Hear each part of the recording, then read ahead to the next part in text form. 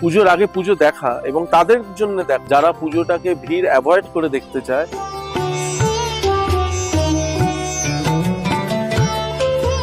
সেটা যদি টিকিটিং না হয় তাহলে তো সবাই আবার সেই সময় চলে আসবে।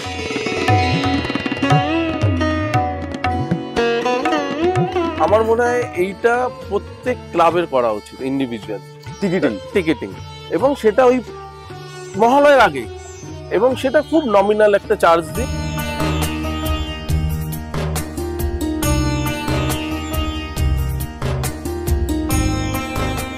ওই হুইসলিং এর মধ্যে, ওই ঠেলাঠেলির মধ্যে কিন্তু 30 সেকেন্ডে একটা দুর্গাপুজো দেখা যায় না এখন যে ধরনের দুর্গাপুজো কলকাতায় শিল্পীরা করছেন।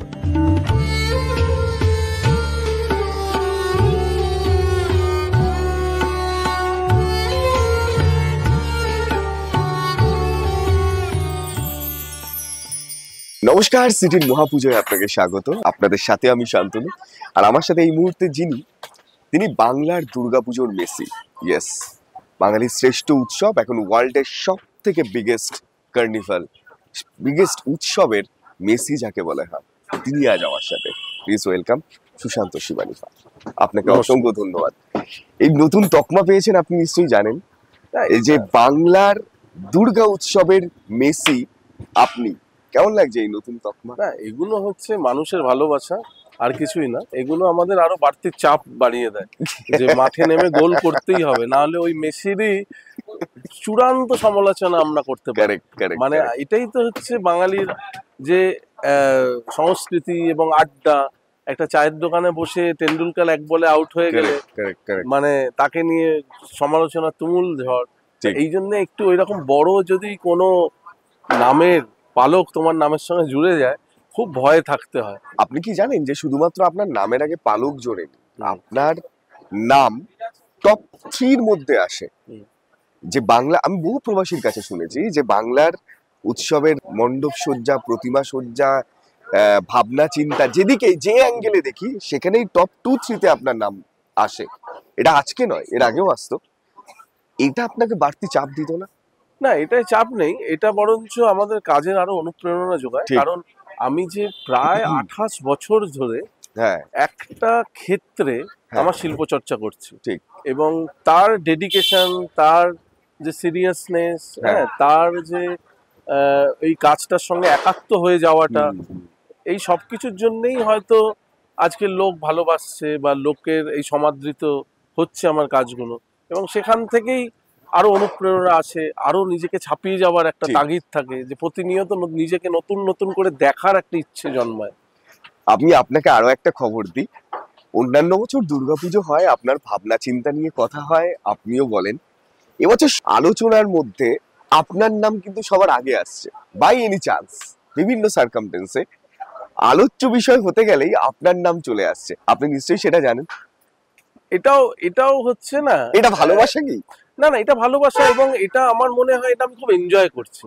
এটা আমি এনজয় করছি, কারণ দুর্গাপুজোয় যে 28 বছরের আমার জার্নিটা, এইটা যে এত মানুষ এত রকম ভাবে দেখছে, সেটা অনেকে ভালোভাবে দেখছে, অনেকে খারাপ ভাবে দেখছে, কারণ মানুষের মত বিনিময়ের তো জায়গাটা খুব স্বাধীন, একটা গণতান্ত্রিক অধিকার প্রত্যেকের আছে।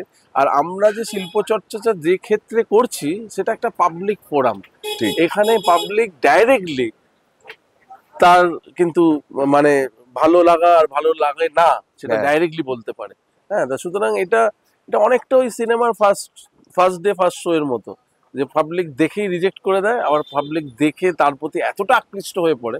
তবে আমাদের ক্ষেত্রে কি হয়, আমাদের এই শিল্পটা এমন একটা পরিভাষা তৈরি হয়েছে যেখানে প্রত্যেক মানুষ না আলাদা আলাদা ভাবে রিড করতে পারে। সুতরাং এই ভালো লাগাগুলো এটার কোনো খুব আপেক্ষিক। মানে তোমার হয়তো ভালো লাগলো, আরেকজনের হয়তো ভালো লাগলো না, কিন্তু সেটার থেকে সব থেকে বেশি ইম্পর্টেন্ট হচ্ছে আদৌ এই কাজটা করবার সময় আমি কতটা এনজয় করেছি, আর আমি আদৌ নিজে স্যাটিসফাইড কিনা। এইটা আমার কাছে খুব গুরুত্বপূর্ণ বিষয়। কারেক্ট। আরেকটা গুরুত্বপূর্ণ বিষয় যেটা আমার খুব ইন্টারেস্টিং লেগেছে, আমার শুধু না, আমার যারা উপরান্তে রয়েছে তাদের, খুব কম মানুষ আছে, খুব কম ব্যক্তিত্ব আছে যারা তাদের নামের মধ্যে তার স্ত্রীর নামটাও বহন করে নিয়ে চলে। তাদের মধ্যে অন্যতম আপনি। আপনার নামের মধ্যে আপনি আপনার স্ত্রীর নামটাও সবসময় বহন করে নিয়ে যান, এটা কেন? এটা কি কোনো লাকি আনলাকির ব্যাপার না আছে? না, লাকি আনলাকি না, আসলে আমার স্ত্রী যে শিবানী, হ্যাঁ, সেটাও একটা form of Durga, Durga, name right. Of Durga. Right. হ্যাঁ, শিব শিবানী। হ্যাঁ, আমি 2023-এ যখন আমার 25 বছরের দুর্গাপুজোর উদযাপন করছিলাম কলকাতা শহরে একটি পুজোতে, এবং আমার সেখানে বিষয়ই ছিল কখন এই ন্যারেশন যে আমার সঙ্গে দুর্গার রিলেশন, যে আমি কেন দুর্গাপুজোয় কাজ করছি, আমি কেন এই কেন করছেন শিল্পচর্চা, বলুন তো?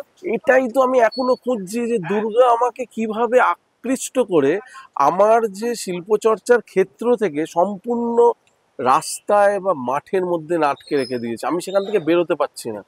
ডেফিনেটলি হয়তো বলবে, ও তুমি তো এখান থেকে একটা প্রফেশনাল, এখান থেকে তুমি টাকা রোজগার করছো। ঠিক, ঠিক। শুধু টাকা রোজগার জন্য, কাজ করবার জন্য আমরা কিন্তু এই মাঠে ঘাটে পড়ে থাকি না। তাহলে এখানে একটা আলাদা আবেগ জড়িয়ে থাকে এই কাজটার সঙ্গে, আলাদা উন্মাদনা জড়িয়ে থাকে, আলাদা ভালোবাসা জড়িয়ে থাকে, এবং আমার শিল্প চর্চার যে যে মননটা, সেইটা কিন্তু এই দুর্গাপুজোর মধ্যে দিয়ে আমি মানুষের সামনে নিয়ে আসি।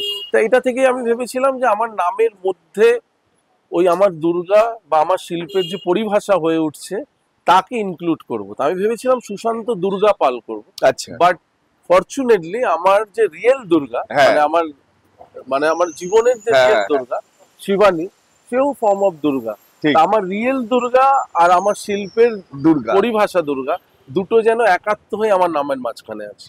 আপনি তো প্রচুর ভাবনা চিন্তা করেন। হ্যাঁ। সেই ভাবনা চিন্তার মধ্যে আপনার সাথেও আপনার লড়াই হয়। তো আপনার রিয়েল দুর্গা, হ্যাঁ, তিনি আপনাকে কোনোভাবে সহযোগিতা করে এইসব বিষয়ে? রিয়েল দুর্গা হচ্ছে আমার, না আমার একটা বড় স্তম্ভ আমার আপনার জীবনে। ওয়াইফ? আমার ওয়াইফ। হ্যাঁ, মানে আমি যেমন একটা মাঠে দাঁড়ালে দুর্গাকে দেখতে পাই, আমি সেরকম যখন এই দুর্গার কাছে আসতে চাই, আমি কিন্তু ওই দুর্গাই আমাকে ঠেলে এখানে পাঠায়, আমাকে আমাকে পরিপাটি করে আমায় পাঠায়, আমাকে সযত্নে রাখে। মানে এক দুর্গার পরিচর্যায় আমি আরেক হ্যাঁ, দুর্গাকে তৈরি করছি। ঠিক। ঠিক আছে, তা সুতরাং এটা আমার কাছে কিন্তু খুব বড় পাওনা যে আমার রিয়েল দুর্গা, হ্যাঁ, আমাকে তৈরি করে, আমাকে এই আমার যে কনসেপচুয়াল বা আমার যে চিন্তনের দুর্গাকে প্রকাশ করার জন্য। আমি আপনাকে এটাই জিজ্ঞেস করতাম। আমি বহু শিল্পীর ইন্টারভিউ হচ্ছে বা অনেককে আমরা এই আড্ডায় নিয়ে আসছি, একদম পরিপাটি হয়ে খুব কম শিল্পীকেই দেখেছি আমাদের এই আড্ডায়। অন্যতম উদাহরণ আপনি। অন্যান্য প্রত্যেকেই প্রচন্ড ব্যস্ত, প্রচন্ড পাগলের মতো নিজেদের কাজ করছে। আপনাকে কিন্তু দেখে, শুধু আমি না, প্রান্তে যারা দেখে, মনে হচ্ছে যে আপনি একটু টেনশনলেস, আপনি একটু ফ্যাশন মেনটেন করে সব সময় থাকেন। না, আসলে আমার তো আর্ট কলেজ থেকে যে বিষয়টা নিয়ে আমি পড়াশোনা করেছি, হ্যাঁ, সেটা হচ্ছে টেক্সটাইল ডিজাইন, আচ্ছা, এবং আমার জীবনের শুরুটা তো একটা ফ্যাশন ইন্ডাস্ট্রির মধ্যে দিয়ে হয়েছিল। আচ্ছা, হ্যাঁ, তারপর ঋতুপর্ণ ঘোষের সঙ্গে চলচ্চিত্রে এক্স্যাক্টলি, পোশাক নির্মাণের একদম। দায়িত্বে থাকা, অনেকগুলো ছবিতে। হ্যাঁ, তো সুতরাং পোশাক আমার পড়তে খুব ভালোবাসি। আর আমার কাজের আমার টেনশন, আমি আমি ওই রকম কাজ এখনো আমার আরো খুব মিনিমালিস্ট হয়ে গেছে। বিশেষ করে 2020 হ্যাঁ, এমন একটা মানে সাল, আমরা প্রত্যেকেই এমন একটা মহামারীর সম্মুখীন হয়েছিলাম, যেটা কিন্তু না আমার জীবন বোধটাকে সম্পূর্ণ পাল্টে দেয়। আচ্ছা, যে জীবনটা অনেক সরল, কমপ্লিকেশন নয়। আমরা অনেক কিছু তখন করিনি, কিন্তু আমরা ভালো ছিলাম। ঠিক, তার মানে এই যে বাহ্যিক একটা অতিরিক্ত মেদ correct. আমরা কন্টিনিউয়াস বহন করি নানাভাবে, হ্যাঁ, একটা আড়ম্বর, একটা হুম, হুম, উচ্ছ্বাস, হুম, একটা একটা চাহিদা, হ্যাঁ, হ্যাঁ, সব কিছুর জন্যে, সেগুলো কিন্তু আমাদের ওই ওই পিরিয়ডটার মধ্যে আমরা ছিলাম না। আমরা নিজেদের মধ্যে থাকতাম, ফ্যামিলির সঙ্গে থাকতাম, খুব প্রয়োজনীয় যেটা সেটাই ব্যবহার করেছি, তার বাইরে কিছু করিনি। তা আমার তারপর থেকে না, আমি যা কাজ করছি, আমার দুর্গাপুজো শিল্পে বলো হুম, হুম, বা আমার ব্যবহারিক জীবনেও বলো, হুম, হুম, খুব মিনিমালিস্ট একটা অ্যাপ্রোচ এসছে কাজের মধ্যে। এবং আমার মনে হয় যে অনেক কিছু করার দরকারই নেই, অনেক কিছু করার দরকার নেই। আমার একটা কথা যদি পরিষ্কারভাবে বলতে হয়, খুব সামান্য কয়েকটা সেন্টেন্স দিয়েই কিন্তু সেটা বলা যায়। আমরা একটা কথাকে বলতে গিয়ে এত বিশেষণ তার সঙ্গে লাগাই, এত correct. মানে আরো অনেক কিছু তার সঙ্গে জুড়ে ফেলি, যাতে কি হলো তো খুব গুরুগম্ভীর হয়ে যায় হুম, ভাবনাটা। তা আমার ভাবনাটার মধ্যে ওই যে গুরুগম্ভীর বিষয়টা থেকে আমি সম্পূর্ণ আলাদা জায়গায় সরে গিয়ে খুব সরল ভাবে ভাবনাটাকে দেখার চেষ্টা করি। এই যে আপনি এই ভাবনার কথা বললেন, এরকম প্রচুর সময় এই পুজোতে তো প্রচুর মণ্ডপ হয়, প্রচুর ভাবনা চিন্তা হয়। সাধারণ মানুষ কিন্তু অনেক ভাবনা চিন্তার সাথে ম্যাচ করতে পারে না। মানে ধরুন আপনি একটা ভেবেছেন, আপনি একটা তৈরি করেছেন, আমি গেলাম সেখানে দেখতে, আপনার ভাবনা চিন্তার সাথে আমার ভাবনা চিন্তা মিললই না। আমি ভাবলাম এটা একটা এই হয়েছে, আর আপনি বানিয়েছেন এটা ওই। এইটাই এটা যে হয়, না না, এইটাই খুব স্বাভাবিক, এইটা হওয়াটাই খুব স্বাভাবিক। কারণ হচ্ছে আমার যে শিল্পবোধটা তৈরি হয়েছে বা আমার বেড়ে ওঠা বা আমার জীবন চর্চাটা তোমার থেকে সম্পূর্ণ আলাদা। কারেক্ট। হ্যাঁ, আমি যে পরিবেশ বা যে পরিমণ্ডলের মধ্যে বড় হয়েছি, যেভাবে আমি একটা ছবিকে দেখি, যেভাবে আমি একটা গানকে শুনি, যেভাবে আমি একটা সাহিত্যকে পড়ি, হ্যাঁ, আরেকজন কিন্তু সেইভাবে পড়ে না। আরেকজনের জীবন যাপনটাই আলাদা, এবং প্রত্যেকের যাপনটা যেরকম সে সেরকম সেই ততটাই রিড করতে পারে, তার বেশি সে রিড করতে পারবে না। কিন্তু মজার বিষয় হলো, যদি শিল্পটা সেই জায়গায় উত্তীর্ণ হয়, হ্যাঁ, এবং তার মধ্যে একটা ওপেননেস থাকে, তাহলে সবাই সবার মতো করে রিড করবে, কিন্তু কোর জায়গাটা সবাই পৌঁছবে। কোর জায়গাটা যে আমি যেটা বলতে চাইছি, যে এর বাইরে আর কিছু নেই, এটাই অনন্ত। এবার তুমি হয়তো সেইটা ভাবছো কিছুই করেনি, এরপরে আর কি, দুটো কথা একই, কিছুই করেনি, এরপরে আর কি। আর আমি বলছি এটাই অনন্ত, এই এই এই এই যাত্রাপথ দিয়েই আমি কন্টিনিউয়াস হাঁটছি। এবার আমার যে জার্নির ব্যাখ্যাটা আমার জীবন বোধের সঙ্গে জড়িয়ে, আর তোমার ব্যাখ্যাটা তোমার জীবন চর্চার মধ্যে জড়িয়ে, কিন্তু দুজনের মিলটা হচ্ছে দুজনেই বুঝে গেল যে কিছুই নেই সেখানে। আপনি ঋতুপর্ণ ঘোষের নাম বললেন, আমার খুব জানতে ইচ্ছে করছে যে শেষ কোন কাজটায় আপনি ওনার সাথে থেকেছিলেন? আমি মানে প্রচন্ড ফরচুনেট। সত্যি আমি এমন একটা সময় কলকাতা শহরে শিল্প চর্চা করছি, এবং সেখানে দুটো বিষয়ে আমি চর্চা করতে পেরেছি। একটা হচ্ছে ঋতুপর্ণ ঘোষের চলচ্চিত্রে আমার প্রায় 13টি বছর ওনার খুব ক্লোজ অ্যাসোসিয়েট ছিলাম। ওনার সব কটি ছবির, মানে বাড়িওয়ালি ছবির পর থেকে লাস্ট সত্যান্বেষী পর্যন্ত উনি যত চলচ্চিত্র বা ডকুমেন্টারি নির্মাণ করেছেন, সব কটিতে আমি ওনার সঙ্গে যুক্ত ছিলাম।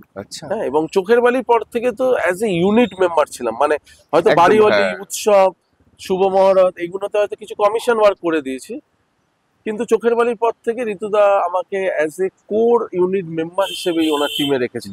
তা সেই চর্চাটা আমার কাছে খুব সৌভাগ্য মনে হয় যে আমি করতে পেরেছি, এবং অনেক কিছু শিখেছি সেখান থেকে। আরেকটা খুব ইম্পর্টেন্ট বিষয় আমার জীবনে, যে আমি দুর্গাপূজায় আমার শিল্প চর্চা করছি। আপনি দুর্গাপূজায় কি কোনো পুজো তিনি দেখেছেন?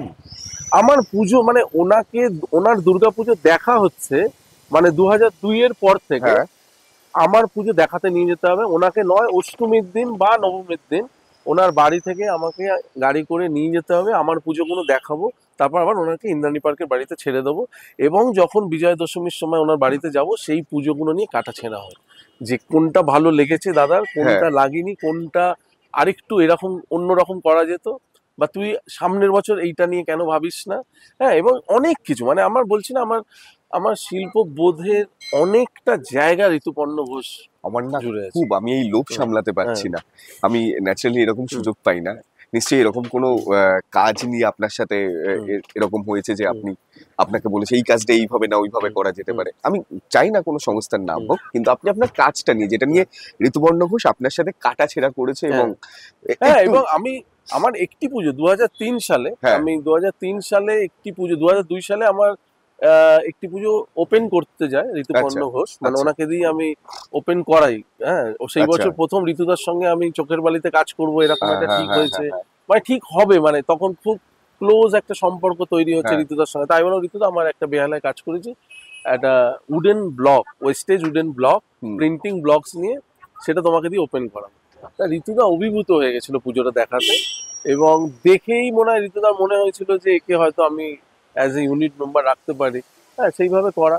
এবং তারপর থেকে 2003-এ একটি বিষয় ওই সহযাত্রীতেই, রূপালী পর্দায় সোনালী প্রতিমা। বাহ, হ্যাঁ, যে চলচ্চিত্র নির্মাণে দুর্গা পুজো কিভাবে ব্যবহার হয় এবং যে সকল ডিরেক্টররা স্ক্রিপ্টে দুর্গাপুজোকে ব্যবহার করেছেন, সেটা কিন্তু কোনো রকম ওই বাঙালির আবেগটার জন্য নয়, তার গল্পে সেটা প্রয়োজন মনে হয়েছে, তাই দুর্গাপুজো ব্যবহার হয়েছে। মানে অনেক অমর প্রেম তো যেমন গণেশ জননীর কনসেপ্ট থেকে তৈরি হয়েছে, তা এইরকম প্রায় ওই সিনেমাগুলো প্রায় 16টা সিনেমার একটা ক্লাস্টার করে একটা চলচ্চিত্রের প্রেক্ষাপটে একটা পুজোর নির্মাণ করেছিলাম আমরা সহযাত্রীতে। মানে একটা সিনেমা সেট বানিয়েছিলাম, তার মধ্যে একটা স্টুডিওর ফ্লোর, অ্যাজ ইফ ক্যাটওয়ার্ক পুরোটা রয়েছে, তার মধ্যে একটা টেম্পোরারি ঠাকুর দালানের স্ট্রাকচার তৈরি হয়েছে ইনকমপ্লিট। মানে যেভাবে আমরা স্টুডিওতে সেট বানাই, যে যেটুখানি দরকার সেইটুখানি বানালাম, বাকিটা বানালাম না। যখন আমি ক্যামেরা দিয়ে দেখছি,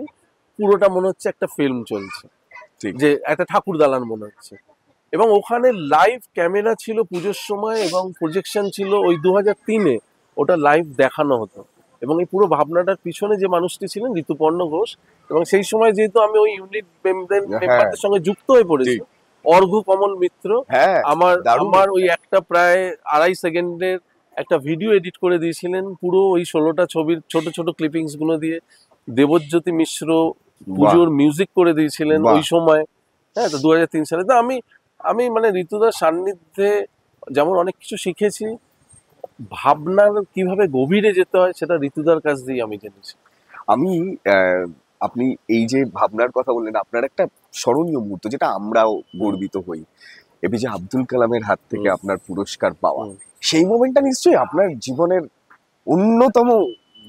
অন্যতম মুহূর্ত। এবং আরেকটা বিশেষ মুহূর্ত যে ঋতুদাও অ্যাজ এ বেস্ট ডিরেক্টর ওই সময় হ্যাঁ যে পুরস্কৃত হয়েছিলেন একই এতে। এবং বিবিধি ছিলেন আমার সঙ্গে, আমরা অন্ধসজ্জার জন্য পেয়েছিলাম। চিঙ্কুদা মানে ইন্দ্রনীল ঘোষ আর্ট ডিরেকশনের জন্য পেয়েছিলাম। তো আমরা একসঙ্গে সবাই গেছিলাম। বাহ! হ্যাঁ, তো সেটা একটা খুব আনন্দের মুহূর্ত ছিল। রাইট। পুজো হচ্ছে, আপনি এবছর আরো বেশি ব্যস্ত, কারণ তিনটে পুজো করছেন। কোন দিকে যাবে মানুষ? উত্তর দিকে আপনি, দক্ষিণ দিকে আপনি, আরো এগিয়ে গেলে সেখানেও আপনি। কেমন লাগছে বছরটা?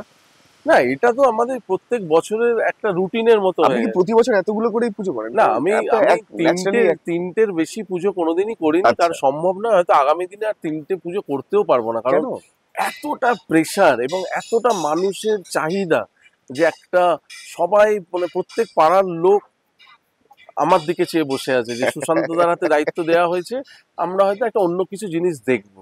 হ্যাঁ, এবং সেইটা যে প্রত্যেক বছর নিজেকে ছাপিয়ে যাওয়ার একটা ইচ্ছা থাকে নিজের মধ্যে, সেটাই আনন্দ আমাদের কাজের মধ্যে। হ্যাঁ, টেনশন, আনন্দ, ভালো লাগা। এবছর কি টেনশনটা বেশি? কারণ আমি যেখানে বসে রয়েছি সেখানে 75 বছর, আর আপনার খুব চেনা পছন্দের জায়গা, আপনার ঘর যেখানে ছিল সেখানে 100 বছর। কোথাও গিয়ে কি আরো বেশি টেনশন? না, আমার ঘর হচ্ছে সারা কলকাতা শহরে, একদম যেখানে আপনি অনেক বছর ধরে করেছেন। না, অনেক বছর ধরে আমি অনেক পুজোতে কাজ করেছি। ঠিক। হ্যাঁ, সুতরাং অ্যাকচুয়ালি আমি কোনো পুজোতে যদি 1 বছরও কাজ করি, সেই বছরটাও আমার কাছে আমার ঘর।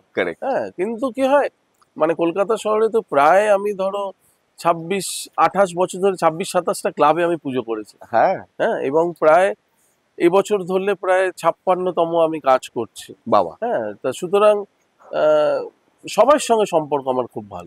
হ্যাঁ, তো সুতরাং সেটা নেই। তবে বালিগঞ্জ কালচারে আমার যেটা খুব চ্যালেঞ্জিং আমার কাছে, যে ওরা 74 বছর ধরে যে পুজো কলকাতা শহরকে উপহার দিয়ে এসছে, আর আমি 28 বছর ধরে পুজোটাকে যেভাবে দেখা শুরু করেছি, সেটা সম্পূর্ণ দুটো ভিন্ন মেরু। কারণ ওরা খুব ট্র্যাডিশনাল একটা একই রকম মানে গতে বাঁধা একটা পুজো উপহার দিয়েছে মানুষের কাছে, আর আমি সম্পূর্ণ এক্সপেরিমেন্টাল জায়গা দিয়ে দুর্গাকে নিজের মধ্যে খোঁজার চেষ্টা করছি। এবার আমার এই খোঁজার মধ্যে একটা তথাকথিত ট্র্যাডিশনাল দুর্গা কেমন হতে পারে, বাহ, হ্যাঁ, বা একটা ট্র্যাডিশনাল পুজো কতটা সমকালীন কিভাবে হতে পারে, সেইটাই একটা প্রথা হয়ে আসবে এবছর বালিগঞ্জ কালচারে। আর দুটো জায়গায় যে কাজ করছি, ভারত চক্র, দমদম পার্ক ভারত চক্র, তাদেরও এবছর 25 বছর। তাই 75 আর 25 100 কোনো জায়গায় হয়েই যাচ্ছে। হ্যাঁ, বাড়তি 100-র বাড়তি হয়ে যাচ্ছে। কেন্দুয়া শান্তি সংঘ মনে হয় 52তম বর্ষ, মানে 152তম চাপ পুজোর আমার বছরের। ঠিক আছে, তা কেন্দুয়াতে আগের বছর আমি কাজ করেছিলাম অনুরাগ, ঠিক যেটা প্রচুর মানুষের কাছে সমাদৃত হয়েছিল। এবছরও কেন্দুয়াতে আমি যেটা করছি, আশা করি মানুষ কেন্দুয়াকে আবার অন্যরকম ভাবে দেখবে, কেন্দুয়া স্পেসটাকে। যেমন আমার এবছরে 3টে কাজের কাছে সব থেকে চ্যালেঞ্জ হচ্ছে স্পেস। কেন্দুয়ার একটা একটা হিউজ স্পেস, বালিগঞ্জ কালচার যেখানে আমি কাজ করেছি, আমি প্রথমে ভেবেছিলাম যে কি করে করব আমি এখানে, যে একটা লেক ভিউ রোডের এরকম বিজি রাস্তা যেখানে আমি 15 ফুট ছেড়ে দিয়েছিলাম প্রায় আমার কাজের মানে 80% টাইমে আমি 15 ফুট ছাড়া ছিল। আমি মাত্র 7 দিন আগে এই রাস্তাটা ব্লক করতে পেরেছি। হ্যাঁ, এবং তার মধ্যে ভেতরে আমি এমন কিছু করতে চাইছি যে মানুষ ওই পরিসরের মধ্যে যখন আসবে লেক ভিউ রোডটা যেন ওখানে ভ্যানিশ হয়ে যাবে। আরে হ্যাঁ, তা সেইটা একটা চ্যালেঞ্জিং। কেন্দুয়া শান্তি সংঘের আগের বছর মানুষ যারা গেছে, যে পরিসরে পুজোটা দেখেছে, এবছর গিয়ে তারা চিনতেই পারবে না যে তারা আবার কোন জায়গায় এলো। আরে বাবা। আর দমদম পার্ক ভারত চক্রে আরো চ্যালেঞ্জিং, যে মাত্র 28 ফুট একটা রাস্তা আমাকে দেওয়া হয়েছিল, কিন্তু ওখানকার ক্লাবের এবং পাড়ার লোকের সহযোগিতায় যেটা হয়েছে দমদম পার্কে, যে আমি ওখানে প্রায় ওই 28 ফুট রাস্তাটাকে 50 ফুট বাই 60 ফুট মতো একটা মাঠের মতো জায়গায় পরিণত করেছি। এটা সম্ভব হলো হচ্ছে ওই পাড়ার প্রত্যেকটি মানুষের সহযোগিতা এবং সিএসসির অক্লান্ত সহযোগিতা, যারা 4খানা লাইট পোস্ট সরিয়ে দিয়েছে, 22টা বাড়ির কানেকশন আন্ডারগ্রাউন্ড করে দিয়েছে শুধুমাত্র একটা দুর্গাপুজোর জন্য।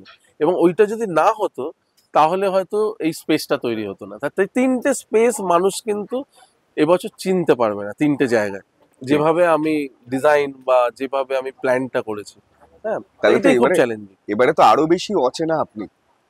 আরো অচেনা আমি, এবং আরো অচেনা আমি মানে হয়ে গেলেন কি করে? আরো অচেনা এটা আমাকে দুর্গাই করায়, কারণ দুর্গাই আমাকে বালিগঞ্জ কালচারে নিয়ে এসেছে এবং দুর্গাই হয়তো চাইছে যে তাকে আমি মানে সুশান্ত শিবানীর হাত দিয়ে যে শিবানী এখানে তৈরি হবে, সে যেন ওই ট্র্যাডিশনাল একটা দুর্গার প্রচ্ছন্নতার মধ্যেও একটা প্রকট কন্টেম্পোরারি গাম্ভীর্য নিয়ে বসে আছে।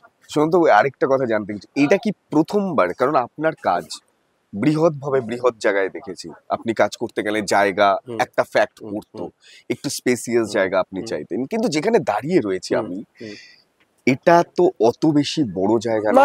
এটা কি প্রথমবার এরকম? না না না, আমি এর থেকেও ছোট জায়গা, ছোট মানে প্রায় 13 না 14 ফুট চওড়া একটা গলির মধ্যে, উত্তর কলকাতার পল্লীশ্রী বলে একটি পুজো, হ্যাঁ 2014 এবং 2015-তে 2 বছর কাজ করেছিলাম। ওই 15 ফুট গলিটায় মানে অদ্ভুত ভাবে একটা জিনিস তৈরি হয়েছিল। আমার মনে হয় সারা কলকাতার মানুষ ওই পুজোটা মনে রাখবে, শাশ্বত শান্তি। যখন এত কিছু করার পর ভেঙে ফেলা হয়, আপনার কষ্ট হয়? না না, একদম কষ্ট হয় না, কারণ এই সৃষ্টিটা, এইটাই হচ্ছে দুর্গাপুজোর সব থেকে বড় একটা চরিত্র, যে একজন শিল্পীকে তার শিল্প থেকে আলাদা করে দেয়, ডিটাচমেন্ট করাটা শেখায়। এবং এই ডিটাচড হওয়াটা একজন শিল্প চর্চা যিনি করেন তার কাছে খুব ইম্পর্টেন্ট, যে প্রতিনিয়ত তোমাকে নতুন করে নিজেকে খুঁজতে হবে। এই ডিটাচমেন্টটা নিয়ে এখন অনেকে কথাও বলছে। লাস্ট ইয়ার আপনার কথা বলা হলো, পুজো শেষ, আপনি দায়িত্ব নিলেন অ্যাজ ইউজুয়াল, কিন্তু হঠাৎ করে একটা ডিটাচমেন্ট হয়ে গেল যাদের এবছর 100তম বছর। এই ডিটাচমেন্টটাকে আপনি কিভাবে দেখছেন? না না, এটা না, এই যে কালকের কটার সময় সানরাইজ হবে, 5:24 AM এ কলকাতায় সানরাইজ আছে। বেশ, এবার এই টাইমিংটা অ্যাকর্ডিং টু গ্রিনিচ টাইম রেখে সব কটাতে চেঞ্জ হয়, আস্তে আস্তে আস্তে চেঞ্জ হয়। তা এই যে 5:24 আগামীকাল সানরাইজ, তুমি যদি নেক্সট ইয়ার, আজকের হচ্ছে 15ই সেপ্টেম্বর, নেক্সট ইয়ারের 15ই সেপ্টেম্বরে সানরাইজটা কবে হবে জানতে চাও, সেটাও তুমি এখনই পেয়ে যাবে। এটা কোনো জায়গায় লেখা আছে যে আমি 2025-এ কোথায় পুজো করব, এটা আমার হাতে নেই। কিন্তু স্যার যারা জানেন, আমি আজকে জানলাম কালকে 5টায় হবে, আগামীকাল 5টায় হলো না, ওটা 7টায় হলো। না না না না না, এটাই তো হয়েছে। এটা তাহলে তুমি হয়তো ভুল জায়গায় গুগল সার্চ হয়েছিল। কিন্তু তাই তো, ধরুন আপনাকে, না তুমি জানবে যেটা হ্যাপেনিং, মানে যেটা হবার সেটাই হবে। অনেক সময় মানে আমাদের ফোরকাস্ট হয় না যে আগামীকাল সকালবেলা 10টার সময় ভারী বৃষ্টি হবে, হয়তো দেখা গেল মানে একদম কটকটে রোদ্দুর, তাহলে এটা কে কন্ট্রোল করছে? সামওয়ান ইজ কন্ট্রোলিং দেয়ার। এগুলো আমরা যেটা প্রেডিক্ট করবো সেটা হবে না, আমরা যেটা লিখে ছাপিয়ে দেবো সেটা হবে না। কেউ ওপর থেকে একটা শক্তি তোমাকে কন্ট্রোল করছে, সে ডিসাইড করে রেখেছে, সে যেটা ডিসাইড করবে সেটাই হবে। আমি আমার ইচ্ছা মতো একটা নাম ছাপিয়ে দিলাম, বা আমার ইচ্ছা হয়েছিল কাজ করবার, আমি বললাম ঠিক আছে করব, কিন্তু তার অন্য কোনো চিন্তা ছিল, তার অন্য কোনো চিন্তা করা ছিল আমার জন্য, যে তুমি এবছর এই 3টে পুজো করবে। এর আগে আপনারই খুব সতীর্থ, আপনার বন্ধু সুলভ ভবতোষ বাবুর সাথে কথা হচ্ছিলেন, এই বছর উনি দায়িত্ব পেয়েছে আপনার যেখানে পুজো করার কথা ছিল, কথা হয়েছে ওনার সাথে? হ্যাঁ, ডেফিনেটলি কথা হয়েছে। কারণ দেখুন, কলকাতা শহরে যদি মানে খুব সিরিয়াস পুজো চর্চার মধ্যে কোনো কয়েকজন শিল্পী থাকে, তার মধ্যে ভবু আরেকজন। একদম। হ্যাঁ, মানে আমরা কিন্তু না এই যে 27-28টা বছর আমাদের পুরো জীবনের শিল্প বোধটা এই কলকাতার মাঠে ঘাটে নিয়ে আসছে, তার মধ্যে আমরা চর্চাটা করছি, এটাই আমাদের প্র্যাকটিস। ঠিক। তা ওয়ান অফ দেম ভবতোষ সুতার।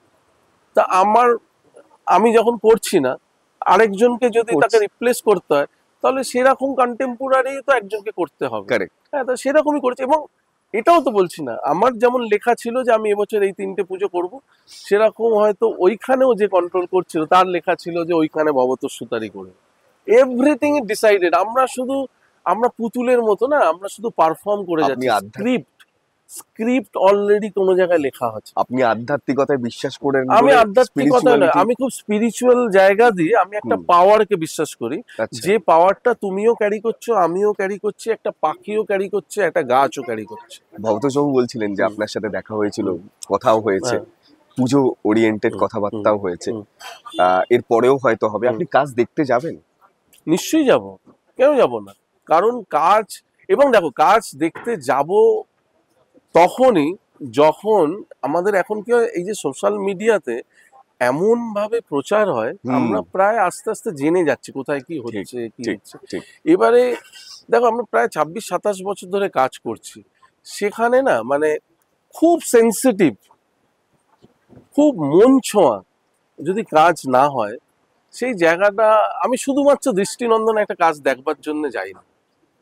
সেইটা হয়তো যেতাম একটা সময়, কিন্তু লাস্ট বছর আমি অনেক কাজ দেখিনি।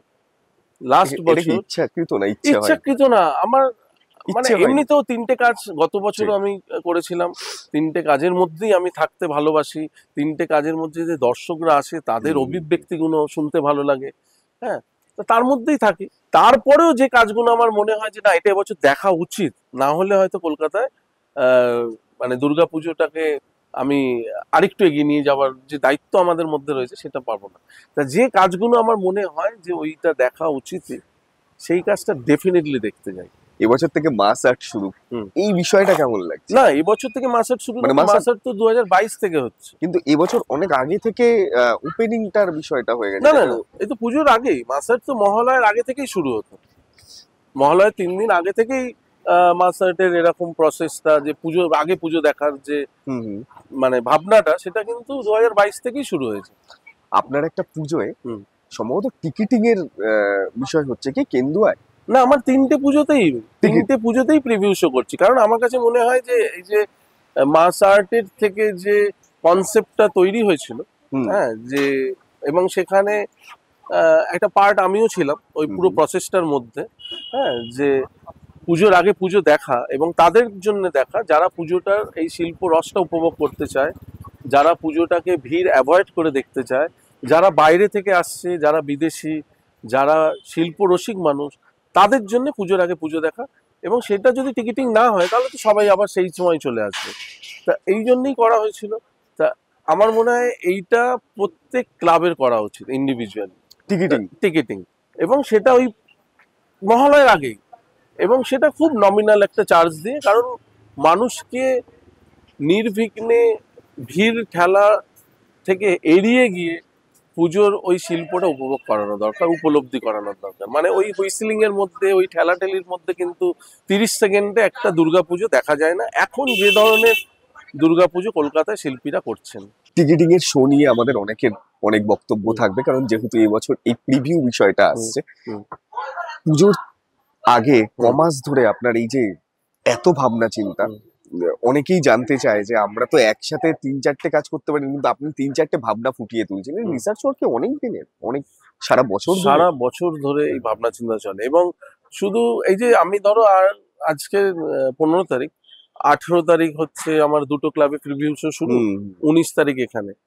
এখনো অনেক জায়গা আমি ভেবে যাচ্ছি, হ্যাঁ এখনো ভেবে যাচ্ছি। কারণ এইটা না আমাদের, বলছি না, আমাদের এই শিল্পের তো কোনো ওই রকম ব্যাকরণ বা নিয়ম বা এইটা 2-এর পরে 2 দিলেই 4 হবে ওইরকম কোনো তো অঙ্ক নেই। ঠিক। এইটা সম্পূর্ণ না একটা নিজের সঙ্গে নিজের কথোপকথন। হ্যাঁ, এবং এটা আমার নিজেরই আয়নার সামনে দাঁড়ালে যে প্রতিচ্ছবিটা আসে, এইটা আমার শিল্পটা কিন্তু আমার একটা প্রতিচ্ছবি, যেখানে হয়তো সুশান্ত পালের মুখটা দেখা যায় না, কিন্তু সুশান্ত পালের শিল্প বোধটাই থাকে ওখানে। কারেক্ট। হ্যাঁ, তা একজন যে কোনো শিল্পীর শিল্পবোধ বা শিল্পের রুচির প্রকাশ কিন্তু তার শিল্পটা। ঠিক। হ্যাঁ, তা আমার এই যে আমার যে কর্মকাণ্ডটার মধ্যে দিয়ে আমি কাজ করছি, সেটা অ্যাকচুয়ালি কিন্তু আমার সঙ্গে আমার কথোপকথন শেষ দিন পর্যন্ত চলে, এবং লাস্ট মোমেন্টে ওই আমাকে ইশারা করে এবার ছেড়ে দাও, তখন আমি ছেড়ে দিই। বাহ, অসাধারণ। এবছর আপনার পুজো হয়তো আমরা আসবো ভিড় করে। এবছর আপনাকেও নতুন করে আমরা দেখব।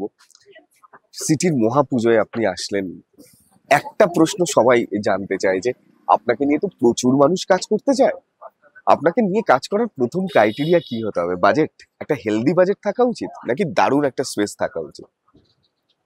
স্পেসটাও ইম্পর্টেন্ট, বাজেটটাও ইম্পর্টেন্ট। কারণ মানে এই যে লোক যখনই আমার কথা ভাববে, তখন এই যে আমার ফেলে আসা ধরো এবছর নিয়ে 56টা কাজ, ঠিক, সেই 56টা কাজের জন্য আমার কথা ভাববে। কারেক্ট।